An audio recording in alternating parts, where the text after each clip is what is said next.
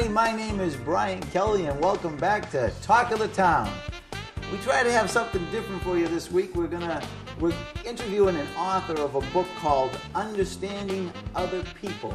Her name is Beverly Flaxington. Beverly, welcome to the show. Thank you, Brian. I'm happy to be here. Well, we're real happy to have you here. Because, you see, we don't have a problem in Milton about understanding other people at all, just like any other community, so...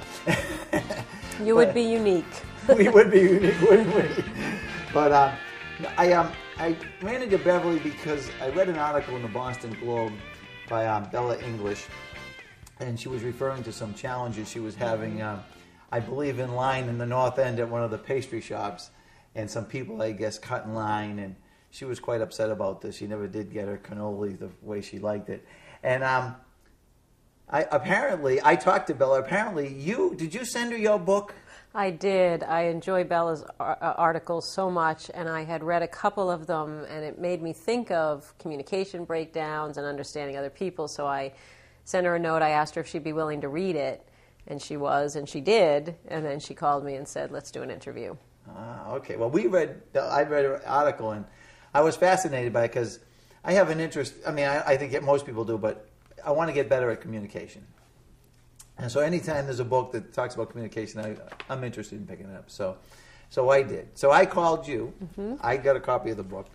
I read the book. I've read it twice, and I'll probably read it many more times because it takes a while to get the concepts. But I'm fascinated by your concept. And as I told you on the phone, I was disappointed when I first talked to Beverly. I was disappointed in a book because one of the things that you said is you can't change other people. And I was looking for a way to change other people, and you really ruined it for me because I really thought I could change other people. I've been trying to change my wife. You know how many years I've been trying to change my wife? We've been married a long time. I'm not going to change her. And, but it was refreshing. And I just like the way you went about it. So, folks, we're talking about understanding other people, the 5 secrets to human behavior. And I'll just briefly tell the folks at home the 5 secrets. One of them, it's all about me. Mm-hmm. That's why you want to talk all the time. It's all about me. No, I'm kidding you. But in the book, it brings that up, right? Mm-hmm. To people, it's all about them. Mm-hmm. Behavior comes between us. Mm-hmm. And I think people will understand more about that when you finish talking about that. Values speak louder. And then don't assume I know what you mean. And I'm okay. You're most definitely not okay. So I think that's what we should talk about today. What do you think? That sounds good. So yes. Bella was concerned. She wrote in. And so I talked to Bella about your book and everything. And I invited her on the show today. She couldn't be here today. But she did leave a question for you. Okay. Apparently some people wrote in after her article in the Globe. And she said, many thought, well, you know what? I guess we're going to have to give some people some background about... you talked about the concern about someone cutting in line. Mm-hmm. So how, according to your book, how should someone handle that? The part she was talking about is an ice cream shop. Mm-hmm. I think it was down the Cape or something, mm-hmm. and some adults cutting in line in front of the kids. Mm-hmm. And what would you tell the listeners or the viewers at home what the proper response to that would be? Well, I think it is important just to start a little bit with the premise of my book, which is not, a number of people will ask me if what I'm trying to communicate is we should all link arms and sing Kumbaya and everyone should get along, and that's not at all what I'm saying, and I don't believe that that's really a place that we can get to. My point is more about that we tend to jump to our assumptions or we put labels on things, and when we aren't aware of how we're reacting or communicating, it's as if we give over our own energy, we give over our own control all the time. So that person's behavior or that person's response to me is what tells me what I should do, as opposed to me actually making a conscious decision what I should do. So I just want to be clear about the premise. So when Bella, and she was great, she actually sent me a number of different scenarios, but I talked to her specifically about my own experience. I was in Waterville Valley with my family, and we went to an event where it was a fundraiser and they were doing sundaes. And so you had to get in a line and then pick all of your things from the buffet for the sundaes. And it was quite crowded. There were a lot of people. I had 5 kids with me. I had my sister's children too. And we were standing there in a long line, and a woman comes in and inserts herself in front of my 6-year-old. And then her 3 grown-up friends come over and join. And my niece says to me, you know, that woman just said, you know, basically, so what if I cut? What difference does it make?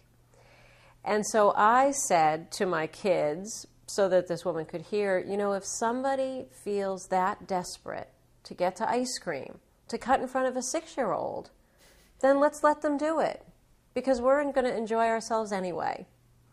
And that was the story that I told. I said, so we got our ice cream. So my choices, so think about that. My choice was I could have said, hey, excuse me, but there's a line. And sometimes maybe that's the choice I want to make. It's all about the choices. I could have said, hey, look, there's a line, move to the back. I could have, as I've read sometimes, people will say, start to scream and just make a scene and embarrass the person. So I could have just started screaming, can you believe this person just cut in front of us? And what's wrong with people? I could have stewed about it. I could have, like, I can't believe this, and this is awful, and ruin my night. Or my choice was, you know what, I want to teach my kids a lesson. Is it rude? Yes, in my opinion, my filter, that's rude behavior. Is it worth ruining our evening over? No. A lot of this relates to road rage on the roads also. Similar things. You choose what behavior you want to take. You mentioned something about the neighborhood. I don't know if I read it in your book or on your blog about the car speeding through the neighborhood. And I can relate to that here. We had in our neighborhood, we asked for some stop signs and concerned about the speed of cars in the neighborhood. And then you tell the viewers what happened, what you're talking about in your neighborhood. This was one too. Bella and I had a very good conversation about this because she said she could relate to this as well. I was talking about how you want to bring this to light just in terms of how this works in the real world. I was in my own neighborhood one day, and I was walking along, and a car starts coming down the street very quickly. And the same thing, we live in a residential area, there's lots of children. And so my immediate reaction was to label and say, what is wrong with people? And can you not see, and to really start to get very angry. I could feel myself, my triggers, getting kicked and getting very angry. Well, all of a sudden, I recognize the person behind the wheel. And it's a very dear friend of mine, someone who helps me out a lot, who's a really good person. And so right there, I could watch myself, and I started immediately to think, she is probably having a bad day. I bet she's busy. Maybe something happened to one of the kids. So all of a sudden, right there, before I wrote the book, so without having that consciousness even about what was happening, I became so aware of, how can that be? Same car, same person, same incident, but in one moment I'm thinking, what an evil, awful person. And then in another moment I'm thinking, wow, there's got to be a very legitimate reason for why she's doing this. I can let that go. So it went from rage to empathy. Absolutely. Like that. And almost, and forgiveness, I would say, in the sense of, is it right to speed through the neighborhood? No. And if you ask my neighbor, which she would say, oh gosh, yes, you're absolutely right, my lead foot, I've got to pay attention to that. And I think that's the part that a lot of us miss is, you know, are there people who are out there and are breaking rules? Absolutely. But there's something about assuming positive intent because we don't know which is which. And so we just label everybody as bad. So there's a situation with her where she would admit, no, that wasn't the right thing to do. Yes, I was having a bad day. You're right, I wasn't. So what good would it have done me to stew about that and get so upset about it? And that's what I try to say to people. I'm not a Pollyanna, and I'm not about rose-colored glasses. I'm not. You know, I don't think that, you know, the world is filled with everything that's wonderful. I'm really about how do we get, you know, many of us are tired, we're busy, and we just give our energy over all day long without even knowing it. You're trying to have us choose where to give our energy. Exactly. Well, because continuing the thought that some of the people wrote back to Bella, many thought that by not saying anything when the adults cut in line at the it sets a bad example for the children. So what you're saying is, well, if you want to say something, that's okay, but make a conscious decision to do that. Absolutely, and I think it's very important, and we'll talk about behavioral styles in a moment. My style, personally, I'm not a shrinking violet, so if there's something that goes on with my children, I don't have a problem going to see the principal and discussing it. If there's, I'll talk to the bus driver. So I think my children, I have modeled for them that there are times where it's very appropriate to say, this is not okay, this needs to be addressed, this is something. And also what I'm trying to teach them is, but then you may choose that you don't want to expend your energy that way. And that was really the point that I was trying to get at. And so I made it clear to my kids, is it rude? Is it not okay? In my opinion, no. It's not okay to do that.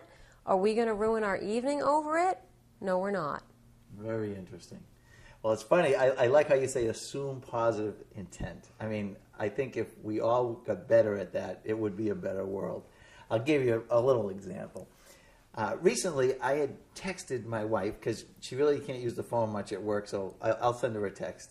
So I sent her a text. I wanted to do something with her, and I sent a text to her, and I didn't hear back. Okay? So the day went by, and I'm actually starting to get upset that she's not texting me back. I didn't say anything.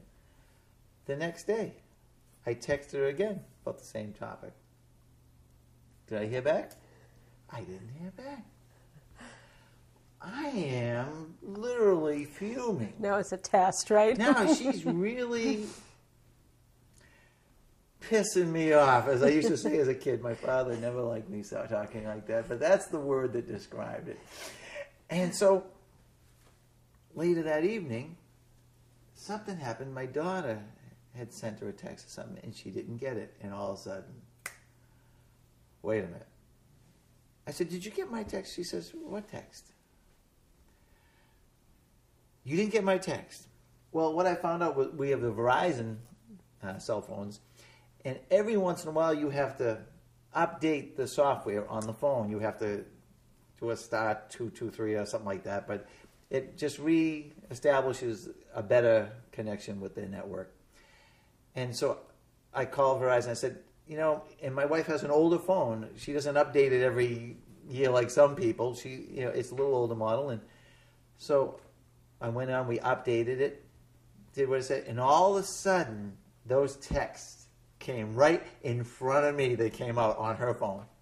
Yes. And I had not assumed positive intent. Yes. And I was fuming about it. And so I think it's a great thing, and I think we do that with our neighbors. Mm-hmm. We do that with a lot of people.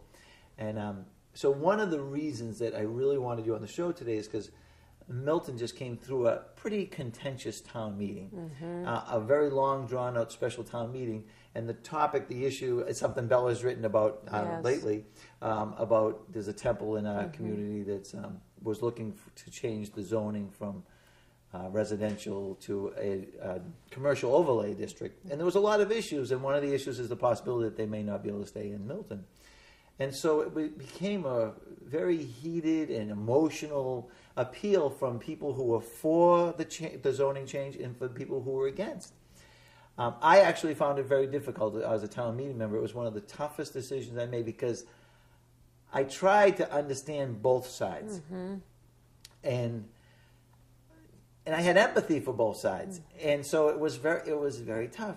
And as a matter of fact, so Bella, I was talking to Bella, and she says, "How did you vote on the temple?" And I had voted for the change, and I said with reservation. In other words, not that I was happy about the whole situation. I was actually unhappy. I was put in a situation I had to make a decision. Right. It was a difficult thing, and so. And she started going, well, I'm going to write an article about the temple. And then I said, did you read Beverly's book or something? I gave her a shot back, and she says, well, I'm a work in progress. We had a good laugh. But the point is, it's difficult to try to put yourself in someone else's shoes. We sang a song in church called Walk a Mile. And when you sing, it's walk a mile in your neighbor's shoes. And basically, that's what you're trying to help people understand. And what I got from your book is that you can never truly see the world as your neighbor does. That's right. And you never will. But for us to understand that is a big improvement. Absolutely, and I think what you're talking about, especially, we get into situations, and I call it being triggered, where it is very emotional to us. So take the temple as an example. People on one side believe very strongly, if you make this decision the wrong way, there's all kinds of terrible things that will happen, and they believe very fully that will happen. The other side believes exactly the same thing, but the other way. So what happens to us, though, is we get triggered, and it becomes this very emotional, like, you're no longer Brian with an opinion. You're the bad guy who is hoping for some kind of terrible destruction in the world. And to me, if you're dealing with me, I'm no longer Beverly with an opinion. I'm this terrible person. And so that's where we go. And I call it being an interested observer. So you and I are engaging in this. Now, I may not, and that's what I said, I may not change your mind, and most of the time I'm probably not going to change your mind. But at least if I could step outside and say, what's happening? What is it that's being triggered in me to make me, in a way, hate you for this viewpoint? Okay, and you can say, well, simply, I don't agree. Okay, but that's not enough. Because if objectively I just didn't agree with you, I wouldn't get so impassioned and so triggered and be so negative to you. I would just say, we can agree to disagree, Brian. I'm not voting that way. Right. Totally respect that you have the right to your opinion, but I'm not voting that way. That's what we don't do. We get drawn into it, and we spend all of this energy. We're in this emotional fist fight, if you will. Am I going to change your mind? Probably not. Probably not. Especially when it gets that way. And not only that, but are you going to see me? I lose credibility with you, right? And that's the other thing I said to Bella. One of her examples, why again I'm not advocating that people take the you never address anything perspective. She was talking about being in line at the supermarket. It's the 10-item only line. Right? Oh, we've all been there. Folks, we have a studio audience today, and they're shaking their head yes, too. Well, of course, we're always the ones who only have 10 or less, right? We're never the ones that get in the line with more. But if it's the same item, we consider that one item, because yes. If it's two of the same thing, milk, that's only one item, milk. It's not... If you have 3 gallons of milk, that doesn't count as 3 separate. You understand it? Exactly. Maybe you don't understand it. Right. So there you go, though, right? Don't assume you understand that. Well, so think about this. I get behind the person who counts milk as one. And so when I count, they're up to about 25 items. So Bella's thing was, what do I do? But so see, to me, in a situation like that, who's really in the role of enforcing? Am I as the shopper? So you're in front of me. Is it up to me to tap you on the shoulder and say, excuse me, sir, you only have, you have 25. What are you going to say to me? Go jump in the lake. So my point to her was, if it really is upsetting, which is perfectly fine, think about that. You go to the store manager, you say, I just stood in your line of 10 items. How do you enforce this rule? Do you care about it? And if they don't care, then you have the choice. You don't shop there anymore. That's your choice. You say, guess what? I'd rather go somewhere where they actually do care. They enforce that rule. So just so you know the reason why, I won't be doing business here anymore. And this is what I'm trying to get at. It's not that we say, all this bad behavior out there, well, I'm just going to let it slide, and I'm just going to reframe everything and assume positive intent. But we have to step outside, understand why this bothers us so much, and then decide what step do I want to take, and that's going to be most beneficial for me. That's what most of us, we don't do this all day long. We just get pulled in. We get triggered. The end of our day, we're exhausted, and we have no idea why. And that's an interesting thing, because I also noted with my children, oftentimes, actually, and myself, I can remember many a time in mid-afternoon, I would get grumpy. My wife would call me peckish, would be the term.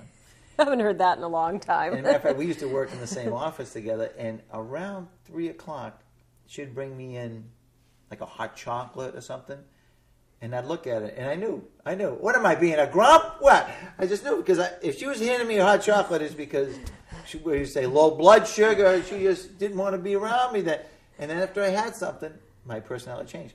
I found when the kids get home from school, they have to have a snack. Mm-hmm. I'm not going to even try to communicate with them about anything until they have their snack. And all of a sudden, it's almost like their attitude changes. So yes. Once you understand that, you can do something So instead of trying to bring up a topic that's going to make it hard to communicate at that point, you wait. Yes. And see, though, that's something somebody might say, well, yeah, I do that. See, that we'll make a conscious choice about. Why won't we make a conscious choice? When I talk about, sometimes I talk about a concept of reframing, and I think kids are such a great example. So I like to tell a story. I have a teenager. Teenagers very seldom do the things the way we want them to do them. And my daughter likes the computer, likes to go on Facebook, and so we have a rule about when you have to get off and how long you can be on. So she may, evening after evening, forget that, the time she's supposed to get off is 9 o'clock. So I could have a choice where I could think to myself, what a disrespectful kid. How many times do I have to say it? She doesn't listen to me. Does she even know what a privilege it is to get to use the computer, right? And how am I likely to go in and respond to her? In the back of my mind, I'm thinking, you brat, right? Are we going to have probably a very good exchange over that? No. No. So, Reframe says, same kid, same situation. She's still on the computer longer than she's supposed to be, but what if my frame on it is, you know what? She's a teenager. She doesn't care about time. She doesn't care about limits. Maybe she's engaged in something with a friend and she's trying to work it out. I know I would sit there until I had completed it. I wouldn't say, oh, so-and-so, 9 o'clock, I'm done. So what if I went in and said, do you know what time it is? What's going on? Totally different response I'm going to get from that kid. And so it isn't about giving over our power, and it isn't about, as Bella's readers wrote in, well, we set these bad examples because we let everything fly and we don't address anything. It's just more saying, what kind of response do I want to get here? What am I really looking for? Am I looking to just assert myself as the authority figure and show her I can pull the plug? Or am I looking to try to have a relationship with this kid? That dictates how I'm going to behave. And maybe for some people they want the former, and that's fine. I'm not judging it. For me, though, what I kept hearing from people is, I really do want to have a different relationship. What am I doing wrong? Well, I think the viewers are interested. I think this is a great book, but someone will probably write in and say they think it's lousy, right? Because everyone has filters that they see the world through. So one of the things I found in your book, you talked about the filters. But before we go there, why don't we get back to why did you write this book? Tell the folks a little bit about yourself, how you got involved in this, how this came to fruition. They can always get the book and read it. I know it's on Amazon.com and stuff. And in Milton, if you want to get in touch with me, I'll put an email address at the back, and I have some copies at my home here, and I can help distribute them for people who are watching in town here. But tell the folks how this came to fruition. You're Beverly Flaxington.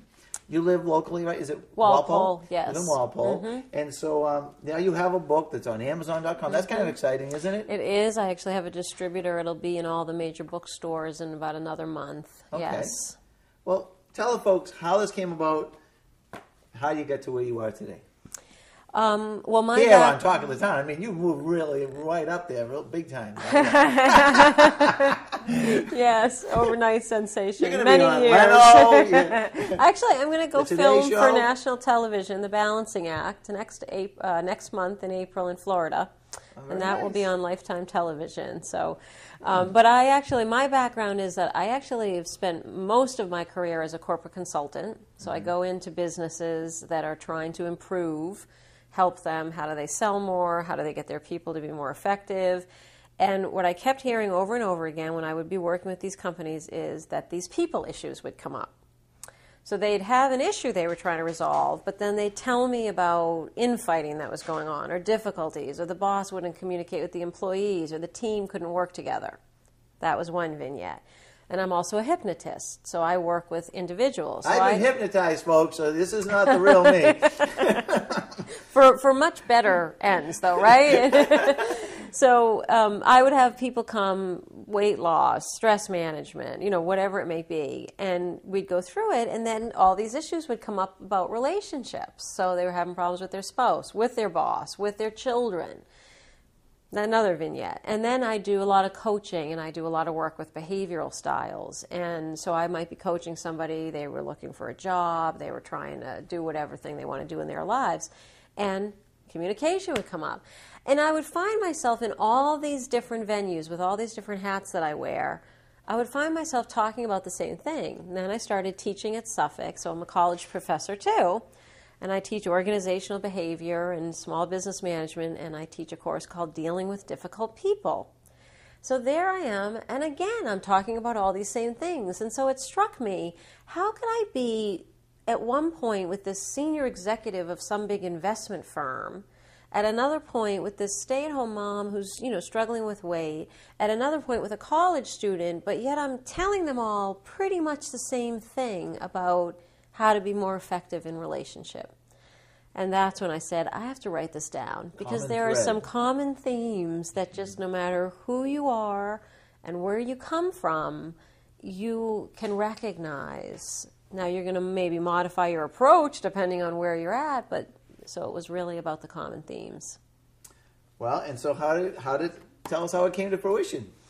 So actually, when I taught the class on dealing with difficult people, it's funny the way you taught a class on dealing with difficult people at Suffolk. At Suffolk, and you started out this way. I told the students all in the first class, if you're here to learn how to change other people, you're going to have to leave now. I would have left. They pretty much all wanted to leave, but then we went through, and what I actually used that class for was almost a way to lay out a lot of what wound up in the book. And that's when I said, when I got done, students wrote in, they said, you know what, this should be mandatory for everybody. Everyone should have to go through this class in college. And these were graduate students, so a lot of these folks were working people. They were already out in the real world. And but they literally, I got report after report after report from people saying, everyone should learn this. So I said, you know what, I have to write it down. So now, this is self-published, is that correct? What does that mean? So I published a book about 10 years ago. You went to the big companies and they said you're out of your mind? Did you try that? No, you didn't even get shut down? No, I actually had a book published from a publisher about 10 years ago called Wealth Building. It was a consumer's guide to making profitable and comfortable investment decisions. And my background is sales and marketing. That's what I've done for a lot of my career. And I was just really unhappy with how they took the book to market and what they did. And so this honestly just meant so much to me personally, because I feel like it is information that everyone should have, that I just didn't want to actually run the risk of losing control. Now I have agreed, it's been reissued by a firm called Motivation Press in order to get it into bookstores and everything. So I had to give up a little bit. But you're making a difference. I think so. A lot of people do write in the reviews and things. I had one independent reviewer say, everyone in the world should read this. So, I mean, I think that's the thing that matters the most to me, is that it means something to people. I liked it because it wasn't very thick. It is not, it's 90 pages. Oh, yeah. Anything over 100 is kind of my limit. But you raised a really good point that I want to just note. I have a client of mine who I do some work with, and she bought the book, and she called me up, and I just love this story. I'm going to ask her if I can record this because I'd like to put it on my own website. And she said, I have to be honest with you. I climbed into bed one night. I'd had a couple of glasses of wine, and so I'm going to caveat it with that. And I got into bed with the book, and I started reading that first chapter. It's all about me. She said, and she's a very successful individual. She said, I'm very successful, and I've gone through a lot of personal development and, went through some therapy, and I'm reading this, and I'm thinking, this book is trash. I'm not going to read this book. What does she mean? I'm very focused on other people. I know myself, and so I'm listening to her, and she says, but I kept reading. I kind of forced myself, and she said, and I got to about 2 pages later, and I said, oh my gosh. I think this is what she's trying to communicate to me. So, I mean, that's how, so for a lot of people, they may have some resistance to it. And you know what? Not everybody wants to look at themselves, I'm not going around saying you have to. It's just if that's your choice. You're thinking it. No. From my filter. And she'll talk to you. In the book, you'll learn about filters, and I found it fascinating because being involved with cable TV in town here and everything, oftentimes when I'm filming something, I'm looking through a filter. I'm looking through a camera. And so when you talked in the book about it's all about me, because you see the world through your own lens. And it really helped crystallize for me that everybody's seeing the world through their own camera or their lens. And yes, it's distorted. There's filters. It could be dirty or cloudy, like you said. Yes. And what constitutes the filter? It's your whole life experience, wherever you came from. Yes. And you talked about, and one of the studio audience talked about, she has a sister that grew up in the same household, and they see the world completely different. And she is amazed that her sister sees the world so different than her, but it's because her sister still had a different experience than her. And see, this is the thing when I'm trying to get people to understand some of this. That's the question I'll pose. You know, if you think about it, if you and I, let's say we went to a movie together, went to hear someone speak, or so the material would be exactly the same. But then we walk out and we're going to argue about, did you liked it, I didn't. So how really can that be? If it was the same actors and the same story and the same with siblings, we were in the same house, we had the same parents. So how can it be then that we come out of it and we can disagree unless we each have our filters? And what I'm trying to say to people is there's nothing bad about my filters are my filters. That's where I come from. That's what I know. That's what I believe. But we're just so unconscious. And so here I am, and you and I are arguing, and I really don't see the fact that I have this filter, you have yours, and I think my filter is right, and your filter is wrong. Absolutely, and then you're going to work to try to convince me of that. That's right. And this is where, and again, you know, there are people who may like to debate, and sometimes maybe you do change someone's mind, but that's because their filter was almost willing to hear new information. And so again, it's like, what do you want to get out of it? If I'm out campaigning for somebody, maybe I don't care in a way that people have filters. I still want to make sure I keep getting my message out there.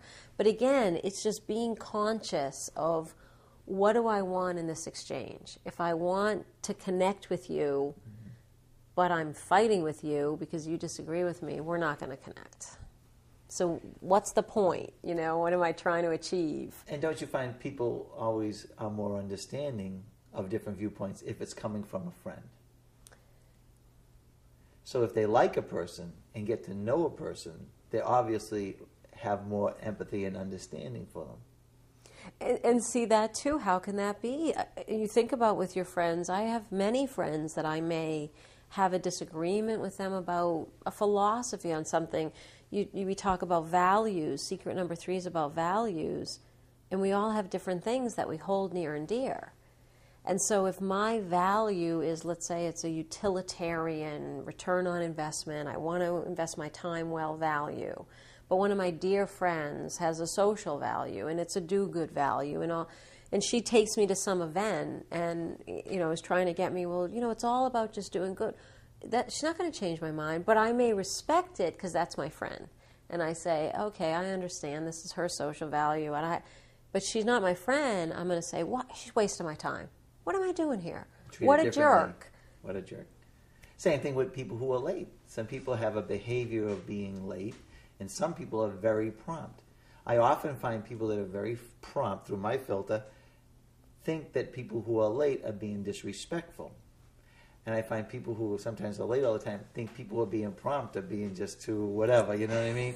And so it's that constant, and so we have to assume positive intent, and it is what it is. It doesn't mean that put a label on them and that their whole life is going to malfunction because of this. And I like, that's a great, that should be one of the secrets, Brian. Maybe I'll do one. It is what it is. That's what, you know, if we can almost try to just objectify the behavior, like that just is the behavior. But then we don't stop there. We go into my friend the jerk, my friend that doesn't care about me, how disrespectful this is, how, you know, the person sits down, I have a chip on my shoulder because you're late all the time, and it means you don't care about me as a friend. And then we go into the cycle from there. And it's not going to be a very nice evening for either one of us. And then if I bring it up to you and I say, Brian, like, don't you care about me? And in your view, what has this got to do about caring about you, Bev? This doesn't have anything to do about caring about you. I lose track of time. You know me. How many times is someone close to you? You know me. And actually, sometimes people deal with it if they know a person is late constantly. They'll actually tell them an earlier time of a start, and they'll expect it. And so some people do deal with it in their own way without getting too upset about it. It is what it is. Absolutely. But now we can't change people. But one thing I got out of the book is that you can possibly have an influence on somebody. Mm-hmm. And I learned, I talked to this on the phone, but my father-in-law was a school principal. Mm-hmm. And one of the things he said to me a long time ago is when a parent came in, and you mentioned earlier that you're the type of parent that if there's an issue at school, that you have no problem going in and talking to the principal. Okay? Well, he was the principal, so the parents would come in. And usually when a parent sees the principal, it's not because they're in because they want to give more money to the school and donate things. And they're usually angry about something. Their prized possession, their child, an injustice has been done somehow, somewhere, and we're going to fix it, or else. Well, they'd come into his office, and what he'd do is, he told me he'd act like a jellyfish. And I go, what do you mean? He says, I just let them rant and rave. And I'd say, you're absolutely right. And he would agree with them. He'd sit there and just, you got a very good point there. Yeah, man, And he said, the result of that, by listening to them and truly trying to understand where they were coming from, that this angry ball of flesh all of a sudden calmed down, relaxed, and actually started to see a whole different viewpoint and helped come to a resolution and helped come with a solution to the issue. And so, as we discussed, some people might consider what my father-in-law did as a weakness. Yes. But in actuality, he was actually taking more control by letting them speak their mind and by listening instead of confronting them where no one would have won. And think about, too, there's another piece to that. As the parent who's gone in and spoken to the principal. Not many times, I hope. Not many times. But think about that. My view on it is, you know what? They have a pretty hard job. I wouldn't want to be the principal of a grammar school. It's a hard job. And the teachers have a hard job. And so, do I want to advocate for my child? Yes. But do I want to go in and rant and rave and think my child's the only child in that school? No, because that's not accurate. But see, to me, to me, it's like going in. And so when I present it, I take into account, look, I understand. You have 24 kids in this class. A lot of pressure, budget cuts.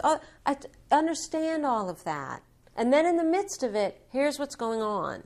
And this isn't acceptable. So what can we do? Understand. And this is the thing. Like, what if we went in just even trying to a little bit understand what the perspective might be? But we don't. We go in, I'm right.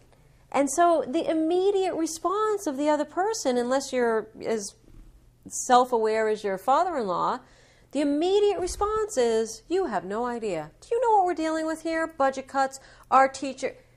So why do I want to go in and have it be combative when what I really want is a good solution for my child? And this is what do I want to go in and just show that principal who's boss, or do I want a good solution for my child? For me, I want a good solution for my child. So I'm going to think about, all right, let me take into account. They're not, assume positive intent. They're not doing this to my kid because they want to make trouble. They're doing it because someone maybe doesn't have the same frame on it that I have, or doesn't see how it's impacting the kid the way I do, or doesn't know enough about my child. Right? That's what I'm talking about. I remember my first involvement with the schools we have what is called a citizen speak. Do you know what that is? No. Before a school committee meeting or even a selectmen's meeting, they allow the public to sit at a table and state their... About anything? But they don't respond. Oh. They're not allowed to respond. So it's just a chance to listen. Okay. Okay? And so sometimes if there's an issue, a parent will go up and they'll speak at Citizen Speak. Yes. And so I went into a Citizen Speak because they were rebuilding the schools in Milton, and at my children's elementary school, they had parked these tractor trailers on the playground. And my kids were kind of upset about it because they were not being let out because obviously it wasn't a safe place to play. And so I was going to go fix that problem. And I went, I'm going to go to Citizen Speak. It's my first school committee meeting. So I get in there, and I'm waiting for the meeting to start. And the woman who's now the superintendent of schools in town, she saw me sitting there. And she was smart enough to realize that if I was sitting in Citizen Speak, I obviously had an issue. She came up to me before the meeting. She says, "Now, why are you here? What's bothering you?" So I told her. She diffused. So then I still spoke about it, but in a much kinder, gentler manner. Yes. I didn't make them look bad. Yes. Because that wasn't the purpose anymore. Right. Even though it was when I got there. 2 days later, those trailers were moved. And so there was a solution. Maybe they didn't realize what was going on. It was a big, major project in town. And, you know what I mean? The point is that she had enough understanding to be aware that if I was sitting in that room, there might be time to just do a little diffusing. And just by coming over and saying, "What's bothering you?" This is before it was on public television. She diffused me in a very professional manner. So. And the thing is, right? You got the result. I was fortunate. Yeah, we did get the result we wanted. Yes. And this is the thing that I think sometimes people do miss is that again we're not abdicating our right to have an opinion. We're not abdicating our desire to have something changed. We're not giving any of it up. We're just being a little bit smarter about what do I really want? Who am I dealing with? Make sure I'm kind of watching my own trigger.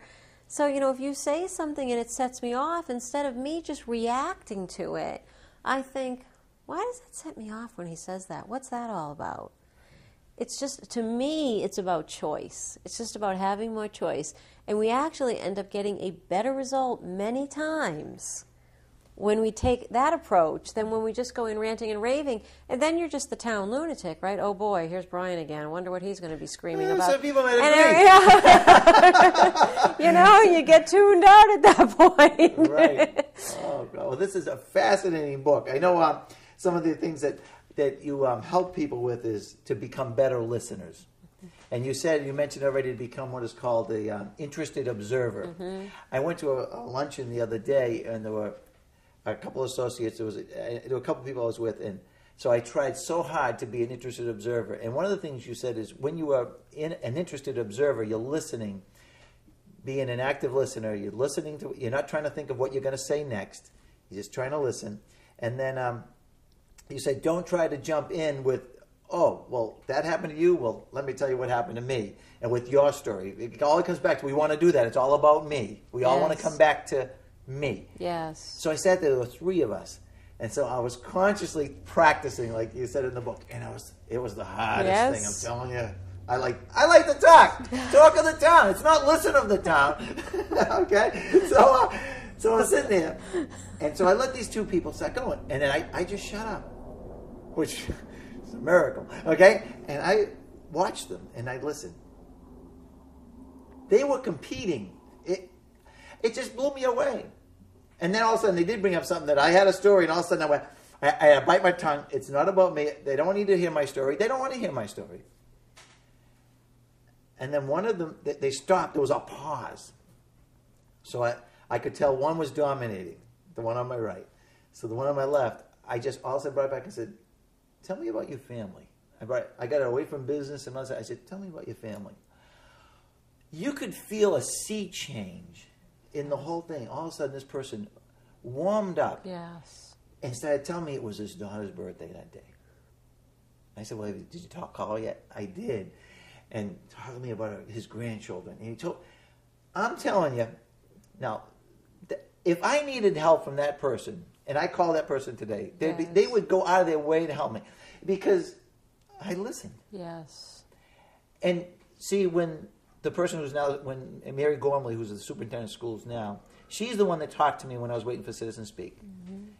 Well, she helped build an ally by doing that. Mm-hmm. And so I think if we become better listeners, people will go out of their way, even if it puts them out of their comfort zone. Mm-hmm. They'll do things to help you. So, folks, I highly recommend understanding other people. How many pages? 90 pages, did we say? 90 pages. 90 pages. lot packed into a short amount of space. You know, it only took me 3 weeks to read. I'm kidding. But you say it's available on audio also? Well, the book's on Amazon.com and on my own website, understandingotherpeople.com. But on understandingotherpeople.com, there also is an audio program. People can buy it? People can buy that. Is it something I could put on my smartphone? Or yes, is it, okay. yes, so you can download I it. can copy it and give it to all my friends for free. Oh, vicious people. Oh, that's awful. That's why you have to go I to prefer speaking. you don't, but if you... But you also I can't speak, stop. right? You go around and speak to groups? Yes, I do a lot of speaking. What's the yes. largest crowd you ever spoke to? I've probably about 500 or 600 people. Were you nervous? You know something? I absolutely love public speaking. So I'm not. But you that's, are a sicko. Yeah, I know it. That is the second most popular fear, as you probably know. People would rather die. They fear dying less than public speaking. I know. I know. I just really do enjoy it because I think I don't know that I would like it if I was talking about something I wasn't that passionate about. Sure. But if it's something that I really feel like this is information people could benefit from and they could use, and So what's your dream? What do you see? Do you see yourself talking to thousands of people someday? Yes, I would really like to be able to still go. talk to me at that point? Are you kidding? I'm thinking I'll have you come with me. Maybe we can do like a back and forth. You know, you add so much. And your stories, you've always got another story. I mean, I have to keep say, talking, right? Keep talking. I think we should tell the viewers about how, just in the short time I've known you, you have so many stories of where you've applied this. And I'm serious, but, that's what I say to people. This is not I learned this is easy, I'm doing this now. I benefit from remembering this every day, and I wrote the book because we tend to fall into our traps. I mean, it's all about that. That's what our triggers are. So I give you so much credit, and that's what I say to people. Just set a goal. If even once or twice a day, you could just apply some of this, catch yourself, see it in action, you're so much further than most people who don't even realize that they have more choice. When's the movie coming out? Yeah. The calendar. That could be a little bit boring. A calendar that has little tips on the calendar, Oh, it's funny. What did I think of this? One of the things you talk about behaviors. Yes. Now, I talked to you on the phone now after just a short period of time. Now, I read the book. There's something called the DISC, D-I-S-C, method of evaluating someone's behavior. And so, just after a few minutes talking to you were kind enough. You let me take a behavior test. So I went online and I answered these questions, and it printed out a profile. And then you kindly spent some time with me going over the profile. And one of the things it said I was a high I. Now, I stands for kind of a people person. Influencing, yes. Influencing. So, and you had me pegged already just from talking to me without even seeing me answer the questions. You already knew what kind of personality it was. But you also helped me understand that can conflict with another personality. Mm-hmm. And oftentimes we think that the other personality is bad because they're not like us. And I gave you an example of my wife who she's comfortable around people that she knows, but she's less comfortable in groups with others. And oftentimes I'm putting her in uncomfortable situations, which really is unfair of me because I'll want her to go somewhere where there's a bunch of people she doesn't know, where I'm comfortable in that atmosphere. And I'm assuming that she's comfortable in that atmosphere where, because of the book, I'm realizing that she really isn't. And why am I trying to force her to do something that makes her not feel good? Yes. And I expect her to be happy about that? So I'm learning she's also a type of person she's going to kill me when she sees this show. She's the type of person that's very organized. And he has her calendar, boom, boom, boom. So I need to be sure that if something's coming up, like today's schedule, I put on, doing the filming of the show, boom. So she knows I'm going to be at a meeting on Saturday most of the day. She knows. So that she can plan her day. Mm-hmm. And when I don't, I'm spontaneous. Other people are like, oh, let's go. Want to do something? Let's go now. That drives her nuts. But if I understand that, I can plan ahead and I can eliminate conflict. And so by understanding other people's behavior, what I got from the book is that we can better communicate with those that we love and want to have better relationships with. Absolutely. And I'll tell you, I don't think in my career that I have come across anything more powerful than learning about this. You know, I teach salespeople this, behavioral selling. I work with people who are in a client service perspective. I mean, there's so many applications for this, and it really does come down to, if you and I have different styles of communicating, I label it, what you could say is, she's a stick in the mud. She would say, he's off the walls all the time, like he's a loose cannon. So we describe it in this negative sense instead of, my style is this, your style is that, how can we cohabitate together so that each of our styles gets met? I think it's such powerful material. If people don't learn anything else from the book and they understand behavioral styles, take you to a different level in your communication. Well, it's interesting, at the schools they talk about teenagers, and they are more aware of it as far as the difference between an adult and a teenager. Or gender. Yeah, so we're aware of it there, and we do a lot to try to understand a teenager. You ever read Zits? Oh, I asked you this. Yes, I love it's Zits. Funny, you know, so that mother lives my life. Oh, yeah. my goodness. And so, but the point is, we don't really look at other adults as being the same thing. Other people can be like that teenager to you. And then you think that they're being inappropriate. You think that they're being mean-spirited because they're different from your behavior. You got to embrace all behaviors and say, that's what makes the world as great as it is. And if you can understand and you can adapt to their behavior, it makes it easier for you to communicate with them. And that's it, I guess. It comes back to, again, are you going to love that behavior? Are you going to, no, because it's not the way you would do it. But if you understand it, it gives you, again, more choice. You know that's what makes your wife tick. You know that's, so guess what? Make a different choice in terms of how to approach her, and you're going to get a different response from her. Hey, folks, we've been here with Beverly Flaxington. She's the author of Understanding Other People, The 5 Secrets to Human Behavior. It's a thick book. That's why I loved it. Okay, I enjoyed it. I've read it twice. I got things underlined. I mean, there's so much more to talk about this. I mean, here's something that was in the paper today. A little cartoon. It says it's got a man and a woman. They got a glass of wine. It looks like they're at a party or function. And one of them is saying, "I'll tell you what. You mingle. I'm going to monopolize a conversation." And don't you hate it when someone monopolizes a conversation? But see, these are all behaviors that, and you might even not think well of that person. It doesn't make the person a bad person. Maybe they just don't understand other people and they're not listening well. So maybe we can be a good example. So, folks, I think if you pick up this book, you can. I'll put the email address at the end of the show here. You can email me, and if you're in Milton, and we can arrange for you to pick up a book. And maybe we can get some of the merchants in town and carry it also.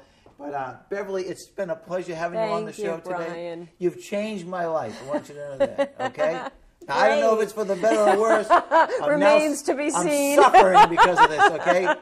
For me not to talk, you understand what that's like? Okay, but I'm working Think of all the friends you're making everywhere.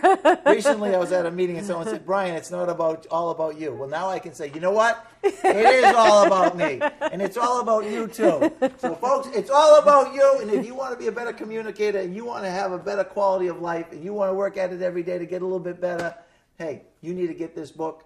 Thank you, Beverly. It's been a pleasure having you on Talk of the Town. I hope we have you back again. Thanks very much. I appreciate it. Goodbye, folks. How we doing?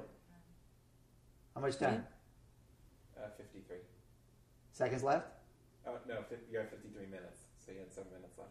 Oh, good. Oh, I thought you gave me 5 minutes a few minutes ago when you went 5. Yeah, it was at 50. That was a 50 minute. I thought that meant 5 minutes So left. I could give you the 5 when there's 10 in case you talk. Did you hear what he said? See how that's the way of compensating in case someone won't shut up. You see, it's like the person being late. It's because I turned the tapes and they're always confusing because Kelly, it's 30 minutes. This is 30 minutes, 50 seconds. Hang on, I'll cut you some slack. Right. See, he lied to me. So I'm going to label him as a lousy, no good liar. You've obviously picked up a lot from her book.